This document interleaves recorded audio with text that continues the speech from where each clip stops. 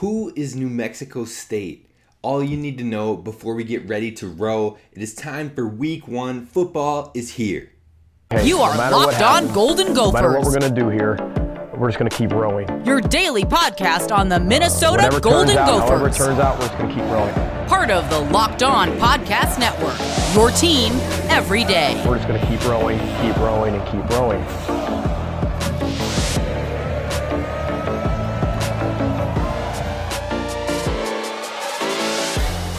You're listening to Locked On Golden Gophers, part of the Locked On Podcast Network, your team every day. My name is Kane Rob, host of the podcast, former collegiate football video coordinator and recruiting assistant, here to talk Golden Gophers with you each and every day of the week, Monday through Friday. It's back. It is week 1. Game day is Thursday. We've got a shortened week, so we got to talk about the opponent. We got to talk about what you need to know when it comes to this week's opponent, which is New Mexico State. Be sure to follow anywhere you get the podcast and leave a 5-star review, and also subscribe on YouTube where we are building the community. Now, like I said, we're jumping into the opponent today. So we'll talk a little bit about who they are, that the changes that have come to the program, New Mexico State. Then we're going to talk about the tendencies that they had in this first game played, tendencies that their head coaches had in the past, and breaking down the strengths, weaknesses, opportunities, threats. And then we're finally going to close out with key players on their roster. So let's dive in. Like I said, we're jumping in with the coaches and changes and things like that first. Well, New Mexico State in the last 3 full seasons. So again, we're throwing out the COVID year because the COVID year it's different. It hits different. It's not the same. Now, I'm not saying the teams that won that season or had good seasons, they don't get to count it, but in most occasions, it's hard to not scrap that season. So the last 3 full seasons, 7-29 overall record for New Mexico State, but there's a new energy there. They just had, in their first game in the past 3-4 years, they had over 20,000 fans at their home game. That's the first time in multiple years. There's a new energy. There's a new vibe. Players have been interviewing, saying like they like the feel. They like the style of what is happening there. So things are changing. Times are a-changing. So that said, there's a lot changing within the program as well. There's a new head coach, a new offensive coordinator, and a new defensive coordinator for New Mexico State. For those of you who don't know, Coach Jerry Kill is the head coach, former Gophers coach. He is the new head coach. He was cheered on here during his time with the Gophers, but things have gotten, tense between Jerry Kill and now Minnesota fans, and it's all just based on drama that has happened around here. Now, he was here from 2011 to 2015. He went 29-29 before leaving the program with a medical emergency or due to health problems and stepping away from the game, but then he got back into coaching relatively quickly after that. The last 2 years, he's been at TCU, serving as the assistant to the head coach and then the interim head coach. Overall, there's usually no harm but no foul for coaches that are leaving their old teams and they're coming to different programs. People celebrate them, you thank them for what they've done, but you're ready to move on. But the parting between Jerry Kill and Minnesota has gotten pretty ugly and dramatic, with Kill questioning if he'll even shake PJ Fleck's hand at the game this week. And also he states that PJ Fleck doesn't care about his player. We thought Val Martin was the only drama we were going to deal with this season, but no, we've got Coach Kill coming back to town as well. So just gear for it, prep for it, but we're ready for some football, not the drama. Like we say, save the drama for your mama. But anyways, it adds a little bit of fire to this week 1 matchup. It adds some storylines to this week 1 matchup, and it'll give motivation for both teams to play their best football.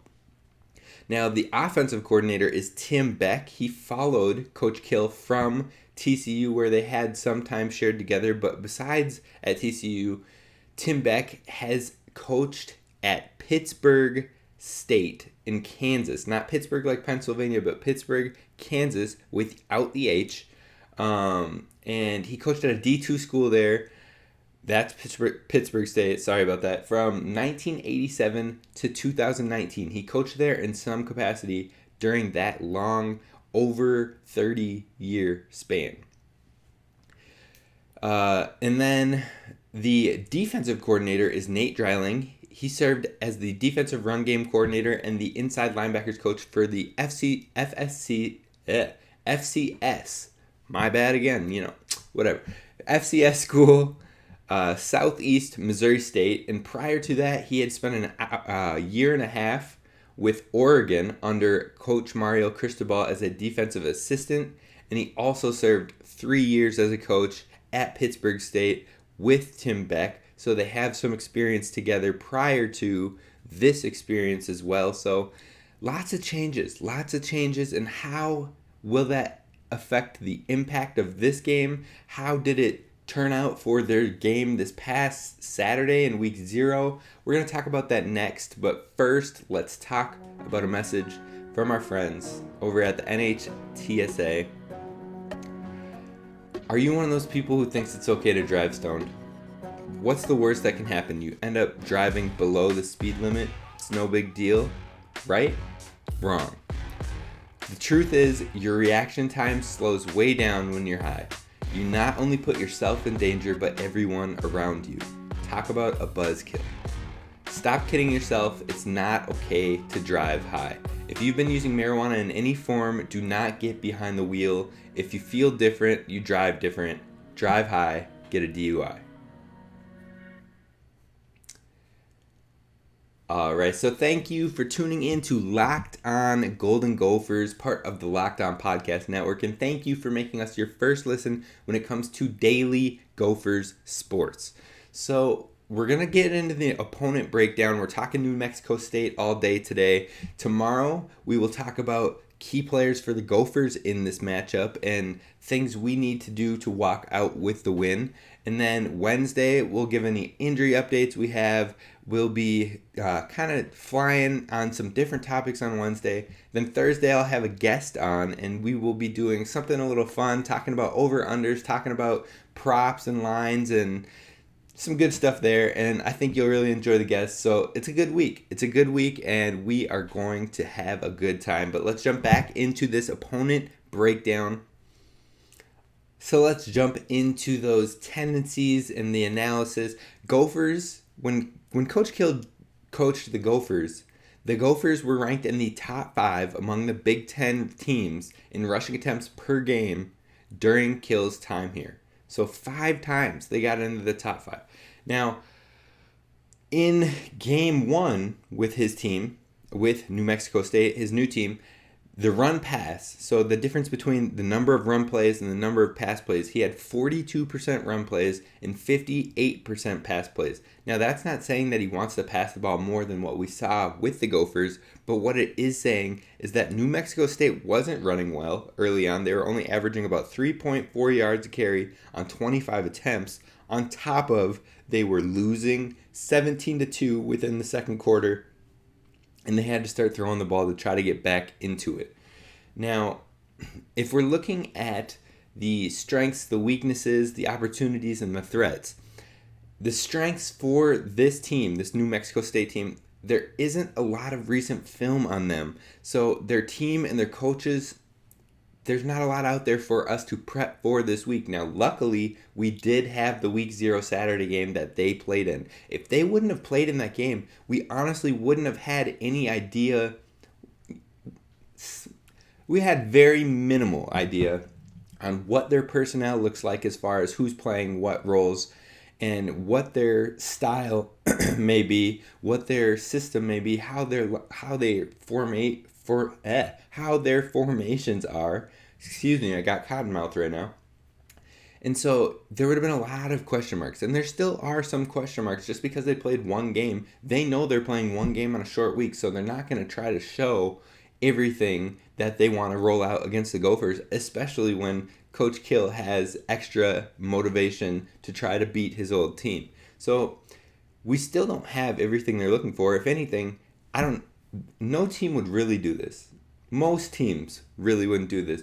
But he could have played a playbook or a small segment of it that he really was just like, you know what, we'll put these out there, but we don't plan on using these at all against Minnesota. We have a whole different portion of the playbook that we are going to use the rest of the year, but game one, we just wanted to get that out there and play some football. Now, it's a possibility. It truly is. So the strength for this team is that there isn't a lot of film out there for the coaches to study for this week, and even Coach Fleck mentioned that in the media conference on Friday. A weakness for this team is the inability to stop the run game. Now, overall, they did pretty decent on defense. They held the team for a while, but as Las Vegas, who is the team they played this past weekend, Reno, Las Vegas, as they continued to wear down, the defense started giving up lots of chunk yardage, especially in the fourth quarter. So they might not be able to handle a Big Ten level rush defense or rush, because the Big Ten in running is a lot different than majority of conferences. The only ones that maybe would be up there with them is the SEC. I don't even know if I would consider the ACC as quality a run game, ground game as the Big Ten. So the Big Ten just does it different, folks, when it comes to running the football. So even with their somewhat struggles against Las Vegas, Reno, they're going to have a lot more struggles here with Minnesota. So I think that's great for Mo Ibrahim, for Trey Potts, even for Bryce Williams trying to get worked back in. Another weakness for this team was that they were 52% completion against a mediocre secondary. Now, they played two different quarterbacks, so it could be different knowing that they'll probably go with the quarterback that played better in that first week 0 game, but the secondary didn't look fantastic for them. Now, another thing is they had 8 penalties in one game. Now, none of these penalties were huge penalties. They only ended up giving up about 50 yards in penalty yards, which isn't something you want to do, but even Las Vegas Reno, who they played, had 2 penalties less with 6 penalties, but they had more penalty yardage. So 8 penalties, so hopefully we can continue that trend of capitalizing on penalties. Then opportunities-wise, they should be a great opponent for both Mo and Trey to get warmed up, get back into live opportunities, and get a feel for it. It should be a fantastic opponent for that. Also, we should give the defense opportunities to capitalize on turnovers, which is a goal for this defense, which needs to be improved upon from last year. Even as a top 10 unit last year, we didn't get very many turnovers. So now it's time to get the ball back into the offense's hand quicker with these turnovers and capitalizing on them. And New Mexico State gave up 5 turnovers in their week 0 game. So hopefully we can come away with even 2 to 3 just to change the game, just to get that mentality, just to capitalize. That's what you're really looking to do. So those are some opportunities there. And then lastly, the opportunity for our defense to work on stopping the run game. Like I said, they really struggled on the ground against Las Vegas Reno. Well, our defense should be much better when it comes to caliber of play. So hopefully we will also shut down the run game, put up some more points. They were Las Vegas Reno was up 17-2 at one point. Hopefully the Gophers can build a gap like that or even bigger to really focus on the strength of their defense, which is the secondary, and allowing them to cut out the pass game and the run game, causing lots of trouble for New Mexico State and allowing the Gophers to really hone in and get in their bag as far as putting it all together. It's the perfect opponent to clean up what we're coming out of camp with. You come out of camp, there's going to be some rust, there's going to be some mistakes, but this is the perfect opportunity to capitalize and clean up and get ready to move towards those week 3, week 4 games where things will get real serious. Lastly, the threats. So it's hard for me to think of threats when it comes to this New Mexico State team. It just feels like these two teams are very different when it comes to level of play. So the only couple things I can think of is that one's already played. New Mexico State has already played a game, so they're already getting extra work in. On top of that, that might be a little minuscule, but they started out fast in quarter one. So quarter one, they were out yardage-wise. They had 94 yards on their offense compared to 9 yards of Las Vegas Reno in quarter one. So they got out hot, but they didn't capitalize on that. They threw an interception and they missed a field goal. That's huge. You can't win the yardage game but then not capitalize on scoring. So it kind of cancels itself out. And then the last thing is maybe their freshman quarterback could be a threat. He only played late in the game because their initial starter was struggling. But, based on that, the new freshman probably will start this game. Now, we'll talk about him to wrap out the players, a couple players to keep an eye on, key players for New Mexico State. But first, I just want to talk about their last game versus Las Vegas Reno. They lost 23-12. Diego Pavia started, but he threw three interceptions and he had one fumble. Then Gavin Frakes, that freshman I keep mentioning, came into the game. He threw a touchdown. I'd expect him to start. Overall, the team, New Mexico State, had 4 interceptions and 1 fumble for a total of 5 turnovers. On top of that, their third down efficiency, on third downs, they went 5 for 12. So 42% of their third downs they completed. Not great. Not terrible, but not great. And then on fourth down, they only went for it one time and they did not convert. New Mexico State struggled both offensively. They struggled stopping the run game, especially late in the game. Now, early they had some success, but late they started to struggle. So that's what we're looking at for this Thursday's matchup. Now, let's talk about key players on each side of the ball for New Mexico State. All right. We are talking key players on both sides of the ball. Now, the first one we got to talk about is Gavin Frakes. Freshman quarterback, actually looked okay in the back half of this game. When he came in, he was 9 for 13, which is 69% completion with 143 yards, 1 touchdown, and 1 interception. His quarterback rating was an 85.6. Now, he came in and he threw an interception, like I said, but he threw that interception trying to force the ball in between 2 different defenders in the back left corner of the end zone. There was 33 seconds left, so he was really just going for the score and put it up there. I'm sure it's a receiver that he trusted the most and just threw it up there. It was not a well-advised throw, but 30 seconds left and you're trying to make up multiple scores, so he just gave it a shot, and that's where the interception came from late in the game. Now, like I said, he is someone that we don't have a full estimation on because he came in late in that game, but he'll likely start this week. So it's something to really hone in on and keep an eye on, is hopefully how we adjust to him. Now, when it comes to breaking down players with a collegiate football team, you don't have to worry about them having limited reps with him because they're going to break down every inch of every snap that he took. All 13 pass attempts, we will have reads on. They will have broken down this week. Every run attempt that he gave out, they will have broken down this week. That back end of the college football lifestyle and breaking down film and scouting, they'll look at every inch and cranny. Do not worry about that. So we'll look at what his tells are, what his weaknesses present as in that limited film. But I think that we'll find ways. I think Coach Rossi will find ways to throw this freshman quarterback looks that he's probably never seen before because he is a freshman, and that is probably something we can capitalize on. Although he might have looked pretty decent against Las Vegas Reno, our teams are way different. Our teams are, when it comes to defense, our team is levels above that team. So I think we'll give this quarterback a lot to really struggle with as we move forward. Now, another player on the offense is Justice Powers. He's a wide receiver, senior, 2 receptions in this past game for 74 yards. 1 was a long bomb, 67 yards. He has great size at 6'4", which is an advantage over our cornerbacks. Our cornerbacks don't have the size like that to match up. I believe T-Time is our tallest cornerback. He's 6'1", so he'll have a good 3 inches on him still.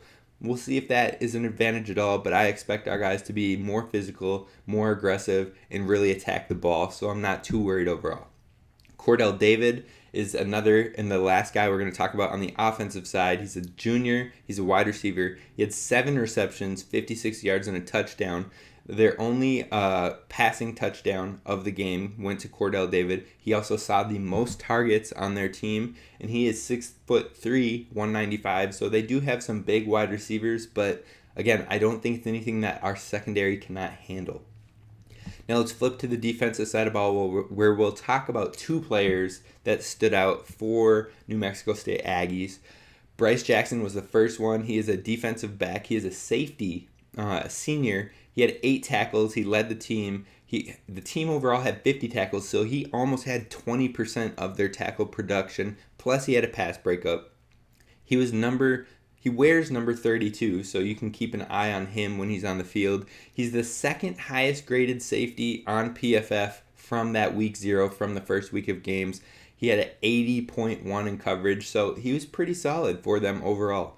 And then you've got Chris Ojo. He's a linebacker, senior, 7 tackles and 1 tackle for loss. He was the 6th highest graded linebacker from week 0 for PFF grading. And he also was solid in the pass coverage with a 72.1. So those are the players to keep an eye on. That's the breakdown for New Mexico State. I don't see this game being a struggle for the Gophers overall, but I do see it being a lot of storylines throughout this week, something to keep an eye on, but just get ready for football, folks. It's here, we're ready, it's time to row, and this is the show where we'll always continue to row. Thank you for listening to Locked On Golden Gophers. We will talk tomorrow about the Gophers side of things and players to hone in on for this matchup. That'll do it. I'll see you tomorrow. Have a good one.